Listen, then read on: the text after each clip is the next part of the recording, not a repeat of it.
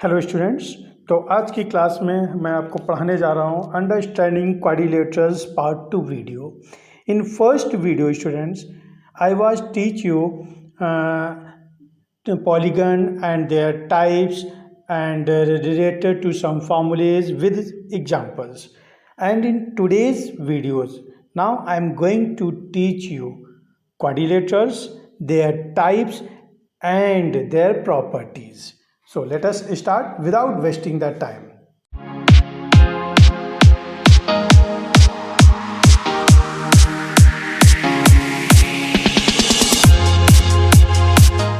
Here is the types of quadrilaterals and their properties. Square and rhombus. यहाँ square और rhombus क्यों लिया है? क्योंकि दोनों एक दूसरे से रिलेटेड है। Okay, now first I am going to explain properties of square. In square students all sides are equal. In square all sides are equal. Okay, and each angle is equal and 90 degree. Opposite sides are parallel. Opposite sides are parallel, right? Diagonals are equal and bisect each other. Here I am explaining for diagonals. Diagonals are equal, means suppose this is the A, B, C, D. Then AC is equal to BD. Okay, and suppose here is the O, intersecting point is O. Okay, then diagonals are bisecting, it means OA is equal to OC, OB is equal to OD. ठीक है, अब चूंकि diagonal equal है तो OA is equal to OB is equal to OC is equal to OD, ये चारों parts भी equal होंगे। ठीक है, अच्छा next, in next here is the rhombus. Okay, in rhombus here you will see this is the rhombus. Rhombus इस तरह से भी बन सकता है, ऐसे भी बनाया जा सकता है. ठीक है, रोम्बस में क्या होता है? All sides are equal like a square. Like a square all sides are equal in rhombus. Same opposite sides are parallel according to like a square. Square में भी अपोजिट साइड्स पैरेलल होती हैं, यहाँ भी अपोजिट साइड्स पैरेलल हैं. All sides equal square में भी होती हैं, रोम्बस में भी ऑल साइड्स इक्वल होती हैं. ठीक है, लेकिन यहाँ इसमें एंगल्स इक्वल नहीं होते हैं, ये इक्वल नहीं होते हैं. ठीक है, एडजेसेंट एंगल्स यानी कि जो बगल के एंगल हैं, सपोज ये ए है, ये बी है, सी है, डी है. ठीक है, तो angle A is not equal to angle B. Angle A is not equal to angle B. ठीक है, हाँ, लेकिन but opposite angles will be equal. Angle A equal to angle C, angle A equal to angle C होंगे. इसी तरह से angle B angle D के equal होंगे इन रोम्बस. ठीक है, रोम्बस में अपोजिट एंगल्स इक्वल होते हैं. ठीक है, एंड अब बात करते हैं डायगोनल की, कि डायगोनल में क्या होता है. रोम्बस में, रोम्बस के डायगोनल्स इक्वल नहीं होते हैं, ये इक्वल नहीं होते हैं. ठीक है, ये ए बी सी डी, तो A C is not equal to B D. ठीक है, ए सी और बी डी इक्वल नहीं होते, लेकिन ये एक दूसरे को बाइसेक्ट करते हैं. ये एक दूसरे को बाइसेक्ट करते हैं. इसका मतलब ये हुआ कि ओ ए इक्वल टू ओ सी होगा और O D equal to O B होगा.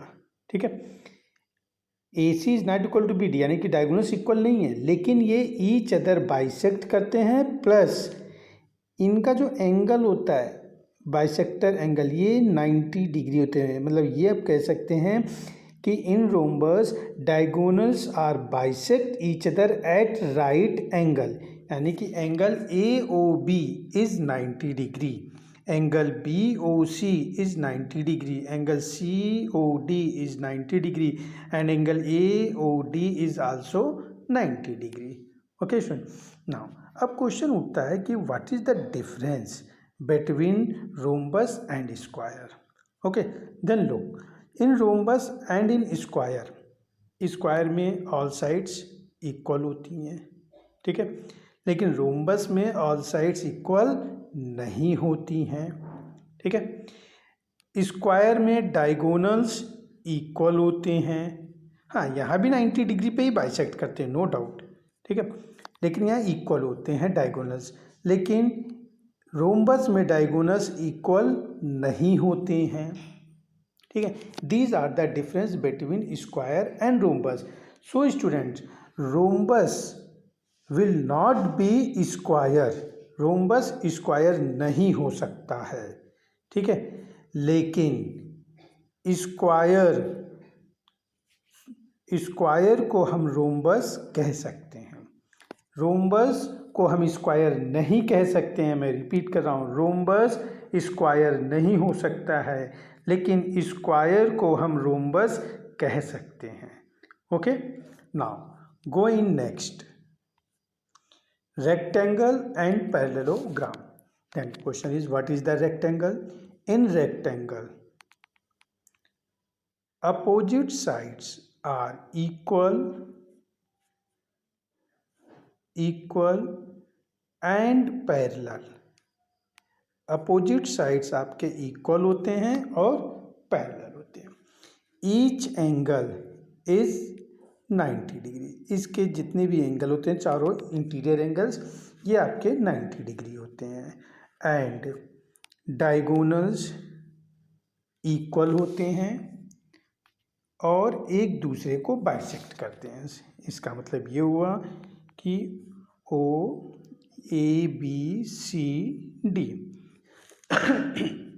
OA equal to OC and OB equal to OD। यहाँ पर भी चारों पार्ट्स इक्वल होंगे कि OA equal to OB equal to OC equal to OD, यहाँ पे ये चारों पार्ट्स इक्वल होंगे, ठीक है। ये होता है आपका rectangle. In another hand, in parallelogram, अगर हम पैरेललोग्राम की बात करें स्टूडेंट, तो पैरेललोग्राम में क्या होता है कि ये आपका पैरेललोग्राम है। In parallelogram ABCD, okay, opposite sides are parallel like a rectangle, ठीक है, एंड आल्सो इक्वल भी होते हैं लाइक अ रेक्टेंगल। जैसे रेक्टेंगल में अपोजिट साइड्स इक्वल और पैरेलल होते हैं, वैसे ही पैरेललोग्राम में भी, ठीक है। लेकिन यहाँ पे इनके एंगल्स, ये जो angles, angle A, angle B, angle C, angle D, ये इक्वल नहीं होते हैं, ये चारों एंगल एक दूसरे के इक्वल नहीं होते, लेकिन अपोजिट एंगल्स इक्वल होते हैं, जैसे कि रोम्बस में इक्वल होते हैं। Means angle A is equal to angle C and angle B is equal to angle D, ठीक है। और यहाँ पे पैरेललोग्राम में जो डायगोनल्स होते हैं ये इक्वल नहीं होते हैं, पैरेललोग्राम में डायगोनल्स इक्वल नहीं होते हैं। In parallelogram diagonals are not equal but bisect each other, means OA equal to OC and OB equal to OD, OA and OC equal होंगे, ठीक है, एंड OB और OD इक्वल होगा। लेकिन ये कहें कि OA OD के इक्वल होगा, नहीं, OA OD के इक्वल नहीं होगा इन पैरेललोग्राम। देन क्वेश्चन उठता है स्टूडेंट्स कि what is the difference between rectangle and parallelogram. तो डिफरेंस आपके सामने है। रेक्टेंगल में आपके ईच एंगल 90 डिग्री होते हैं, यहाँ पे नहीं होता पैरेललोग्राम में, लेकिन रेक्टेंगल में डायगोनल्स इक्वल होते हैं, यहाँ पे इक्वल नहीं होते हैं, ठीक है। These are the difference between rectangle and parallelogram. तो इसमें कंक्लूजन क्या निकला स्टूडेंट्स कि रेक्टेंगल को हम पैरेललोग्राम कह सकते हैं, लेकिन पैरेललोग्राम को हम रेक्टेंगल नहीं कह सकते हैं। क्यों? क्योंकि पैरेललोग्राम की जितनी भी प्रॉपर्टीज़ हैं वो रेक्टेंगल में अप्लाई होती है, लेकिन रेक्टेंगल की प्रॉपर्टीज़ पैरेललोग्राम में अप्लाई नहीं होती है। जैसे मैंने इसके पहले भी स्क्वायर और रोम्बस की बात की कि रोम्बस की जितनी प्रॉपर्टी होती है वो स्क्वायर में अप्लाई होती है, इसीलिए हम स्क्वायर को रोम्बस कह सकते हैं, लेकिन रोम्बस को स्क्वायर नहीं कह सकते हैं क्योंकि स्क्वायर की प्रॉपर्टी रोम्बस में यूज नहीं होती है। इसी तरीके से यहाँ पे जैसे देखिए हम कैसे कह सकते हैं कि रेक्टेंगल पैरेललोग्राम है। देखिए पैरेललोग्राम में क्या होता है, opposite sides are equal and parallel, यहाँ भी इक्वल और पैरेलल है। यहाँ पे क्या होता है कि आपके डायगोनल्स बाइसेक्ट करते हैं ईच अदर, यहाँ भी बाइसेक्ट करते हैं ईच अदर, ठीक है। तो यहाँ पे देखिए यहाँ पे सेम है वही चीज़, लेकिन रेक्टेंगल में ईच एंगल 90 है, यहाँ नहीं है, ठीक है। रेक्टेंगल में डायगोनल्स आर इक्वल हैं, यहाँ नहीं है। तो हम पैरेललोग्राम को रेक्टेंगल नहीं कह सकते, लेकिन रेक्टेंगल को पैरेललोग्राम कह सकते हैं। इसी तरह से स्क्वायर और रोम्बस का रिलेशन था। Okay students, now go in next. In next kite and trapezium. तो काइट क्या है और ट्रेपीजियम क्या है। तो काइट में देखिए क्या होता है, काइट में इस तरीके से आपका डायग्राम बनता है, दो स्मॉलर साइड होती हैं और दो बिगर साइड होती हैं। ये आपकी बिगर साइड है, ठीक है। इसको फिर से मैं ड्रा करता हूँ, साइड एंड से ड्रा नहीं हो पाया है। ये आपका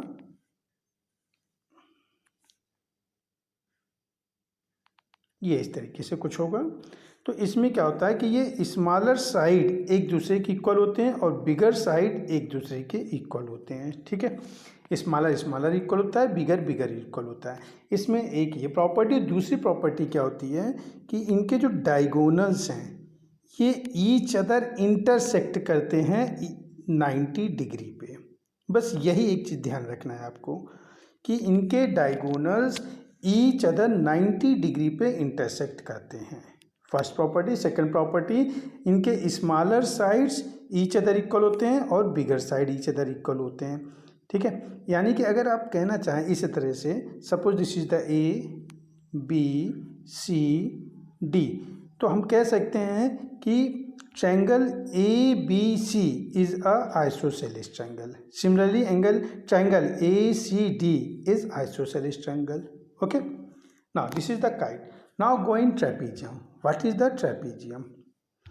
In trapezium only one property is applied, students. There is a pair of side. A pair of side is a parallel. A pair of side is a parallel, यानी कि ये दो साइड पैरेलल हैं। बस यही एक प्रॉपर्टी होती है ट्रेपीजियम की, इसके अलावा कोई प्रॉपर्टी नहीं। यानी कि किसी भी क्वाड्रिलेटरल में अगर दो अपोजिट साइड्स पैरेलल हैं तो वो ट्रेपीजियम है। ट्रेपीजियम ऐसे ही बन सकता है, ट्रेपीजियम आपका इस तरह से भी बन सकता है, ये भी आपका ट्रेपीजियम है, ये दो साइड्स पैरेलल हैं, ठीक है। तो ट्रेपीजियम के कोई भी साइड हो सकते हैं स्ट्रक्चर, लेकिन बस ध्यान रखना है कि कोई भी दो साइड अपोजिट साइड्स पैरेलल होनी चाहिए, ठीक है। यानी कि हम स्क्वायर, रेक्टेंगल, पैरेललोग्राम और आपका रोम्बस, रेक्टेंगल, ये सब के सब ट्रेपीजियम हैं। मैं रिपीट कर रहा हूँ, यहाँ पे square, rectangle, parallelogram and rhombus, ये सब के सब ट्रेपीजियम है। क्यों? इनमें a pair of sides are parallel होती ही हैं, अपोजिट साइड्स पैरेलल होती हैं तो ट्रेपीजियम है। लेकिन ट्रेपीजियम को हम इनमें से कुछ भी नहीं कह सकते, ठीक है। तो ये प्रॉपर्टीज थी स्टूडेंट्स आपके क्वाड्रिलेटरल्स की। Okay, now I am going in some examples. Question is, explain how a square is a quadrilateral. How a square is a quadrilateral. तो स्टूडेंट्स क्वाड्रिलेटरल क्या होता है? A closed figure by sides, closed figure by four sides is called quadrilateral. तो आपका square कैसा होता है? आपका फोर साइड्स क्लोज्ड फिगर है तो आपका स्क्वायर क्या हो गया? क्वाड्रिलेटरल हो गया, क्योंकि ये फोर साइड्स क्लोज फिगर होती है और क्वाड्रिलेटरल भी आपका फोर साइड्स क्लोज फिगर है। Question is next question here, how a square is parallelogram. How a square is parallelogram, अभी अभी हमने आपको एग्जांपल दिया था कि स्क्वायर पैरेललोग्राम कैसे हो सकता है, क्योंकि पैरेललोग्राम की जितनी भी प्रॉपर्टीज़ होती हैं वो सब स्क्वायर में अप्लाई होती हैं, इसीलिए हम पैरेललोग्राम को स्क्वायर कह सकते हैं, लेकिन स्क्वायर को पैरेललोग्राम नहीं कह सकते हैं। सिमिलरली नेक्स्ट में how square is a rhombus, इसका भी एक आपको एग्जांपल दिया कि रोम्बस को हम स्क्वायर कह सकते हैं लेकिन स्क्वायर को रोम्बस नहीं कह सकते हैं। सेम वे रेक्टेंगल का भी आपको हमने एग्जांपल दिया कि रेक्टेंगल को हम स्क्वायर कह सकते हैं, ठीक है। Explain how a square is a rectangle, rectangle square हो सकता है, ठीक है, लेकिन स्क्वायर रेक्टेंगल नहीं हो सकता है, ठीक है। तो नेक्स्ट में चलते हैं। Here, explain why a rectangle is a convex quadrilateral। अब क्वेश्चन पहले उठता है कि कॉन्वेक्स क्वाड्रिलेटरल क्या है। तो फर्स्ट वीडियो में हमने आपको डिस्कस किया था स्टूडेंट्स कि कॉन्वेक्स क्वाड्रिलेटरल क्या होते हैं। Quadrilateral whose all interior angle is less than 180 degree is called convex quadrilateral. मैं रिपीट कर रहा हूँ, कॉन्वेक्स क्वाड्रिलेटरल में जिनके अंदर के जितने भी एंगल्स होते हैं वो सभी 180 से लेस हों तो कॉन्वेक्स क्वाड्रिलेटरल होते हैं, ओके। अब रेक्टेंगल में ईच एंगल 90 डिग्री होते हैं, यानी कि सभी एंगल आपके 180 से लेस हैं, तो रेक्टेंगल हमारा कॉन्वेक्स क्वाड्रिलेटरल हो सकता है, okay. Now going next question is rent is a rectangle, then first we should draw a diagram rectangle, okay. Here is a rectangle and now label it. When we will label it R E N T, rent, okay. Now join the diagonals. Here is the diagonal and intersecting point of diagonal is O, okay. Now in next, OR is equal to 2x plus 4. OR, value of OR is 2x plus 4, okay, and value of OT is 3x plus 1. OT 3x plus 1, ये है student. अब अगर आपको properties clear है यहाँ पे student तो इस क्वेश्चन को आप इजीली कर सकते हैं। देखिए हमने आपको प्रॉपर्टी क्या बताया रेक्टेंगल में कि diagonals are equal, diagonals equal होते हैं इन रेक्टेंगल और ये बाइसेक्ट करते हैं ईच अदर, तो वहाँ पे आपका क्या हुआ कि O R is equal to O T होगा, राइट। आप यहाँ पे राइट करेंगे O here O R equal to O T, okay. Now put the value of O R and O T. O R is 2x plus 4 equal to 3x plus 1, okay. Now this is the simple linear equation। अब ये एक simple linear equation है, आप इसको solve कर सकते हैं। क्या करना है, 2x को राइट साइड ट्रांसपोज कर दीजिए, 1 को लेफ्ट साइड ट्रांसपोज कर दीजिए, ठीक है। तो क्या हो जाएगा आपका 4 minus 1 equal to 3x minus 2x, ये 2x इधर जाएगा और ये 1 इधर आएगा, ठीक है। अब सब्ट्रैक्ट करते हैं, 4 minus 1 is 3 and 3x minus 2x will be x और x इज इक्वल टू 3। तो ये आपका आंसर हो गया, value of x is 3। Question था हमारा फाइंड x, तो value is 3, value of x is 3, okay. Now going next question is what is the minimum interior angle possible for a regular polygon। repeating, minimum interior angle possible for a regular polygon। तो regular polygon के लिए हम लोग कैसे find out करते थे each interior angle. तो सबसे पहले आपके पास सम होता था, फॉर्मूला हमने आपको फर्स्ट वीडियो में बताया था, n माइनस 2